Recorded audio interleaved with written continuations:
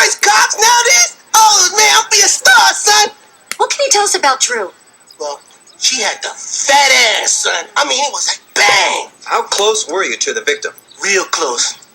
Until the roofies wore off. Then she woke up talking about pressing charges, so I just pulled my tongue out of her ass and left. What would have been your last words to Drew? Run, bitch! Run!